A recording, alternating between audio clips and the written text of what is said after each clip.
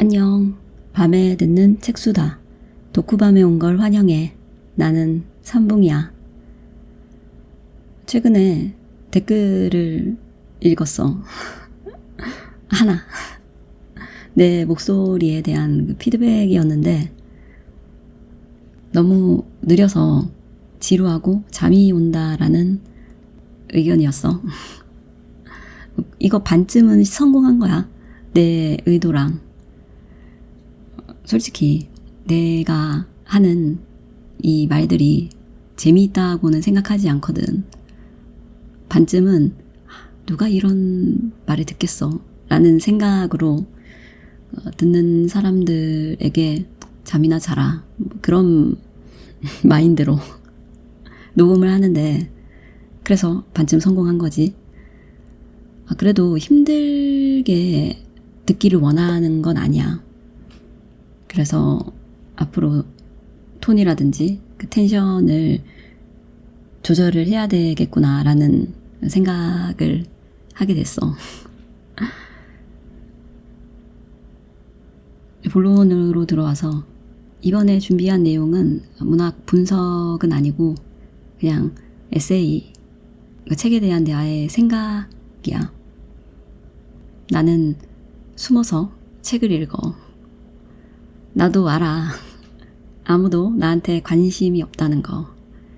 내가 뭘 하는지, 무슨 책을 읽는지 지나가는 사람은 알 바가 아니지.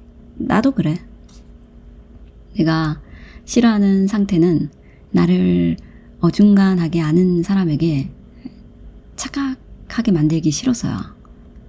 여기에 오픈 사연이 있어. 보통 TV에서 책을 많이 읽으라고 하잖아. 책을 읽으라는 사람은 대부분 학식이 있거나 대외적으로 성공적인 인생을 살고 있는 경우가 많아.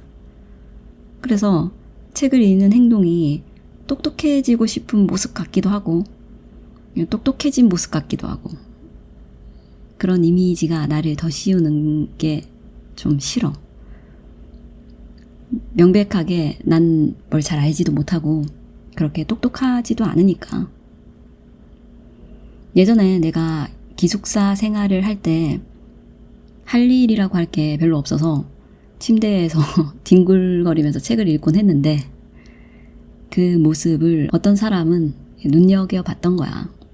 갑자기 문자로 알을 깨고 나온다는 얘기를 하는 책을 아냐고 묻는 거야. 몰랐어.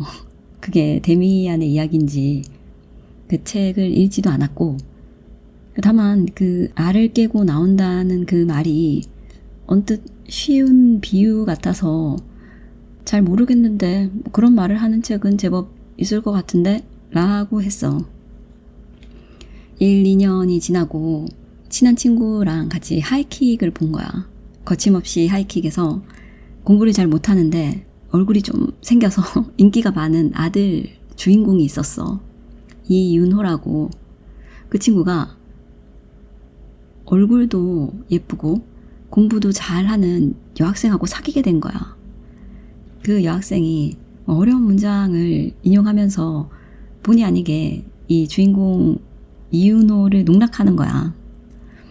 그 문장이 데미안의 문장이었어. 남자애는 뭘 모르니까 담임에게 전화해서 이게 뭔 말이냐 이렇게 물어보는 거야. 그때 알았지. 그때 그 친구가 이걸 보고 나한테 문자를 했던 거구나. 답을 못한 그때의 내가 좀 창피하고 나의 모습이 누군가가 좀 시험해보고 싶은 욕망을 일게 하기도 하구나. 씁쓸하기도 하고 그래서 물어봤다라고 말이라도 해주지. 아무렇지 않게 대했던 것 같은데 무슨 생각을 했을까? 우스워지고 그랬어. 책 읽는 사람의 이미지라는 게 나 자신이 그렇게 박식하지 않으면 그 허울이나 가면처럼 보이기도 한다는 걸 느끼게 되니까 그 이미지가 싫었어. 똑똑한 사람이 책을 많이 읽는다지만 그렇지 않은 사람도 책을 읽을 수 있는데 그게 취미가 되어버리니까 그 이미지에서 벗어나기가 힘든 거야. 내 자신이. 책을 좋아하시는구나. 그 말을 듣는 순간, 그 이미지가 떠오르면서 책임을 져야 될 것 같은 느낌이 확 드는 거야. 너무 부담스러워졌어. 이건 그냥 내 경험이야. 그래서 지금도 책을 읽는다고 말하는 게 부끄럽고 생각한다는데도 떳떳하지 못해. 조금 방향을 바꿔서 책을 쓰는 사람의 이미지는 어때?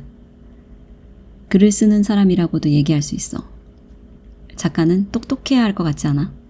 하나의 주제에 대해 책 한 권 분량의 글을 썼다면 똑똑하지 않다라고 말하기는 좀 그렇지. 어떤 식으로 똑똑하냐? 한 권의 책은 한 권 분량의 논리성을 나타내고 방향은 책의 제목에 따라 달라질 거야. 과학에 관한 책이라면 과학을 꽤 잘하는 사람일 테고 경제학, 사회학 여기서 세분화하면 끝도 없을 거야. 분과의 세부 지식에 관해서라면 이론이 없겠지만 잡설, 잡기를 써놓은 경우엔 논란이 있을 수 있어.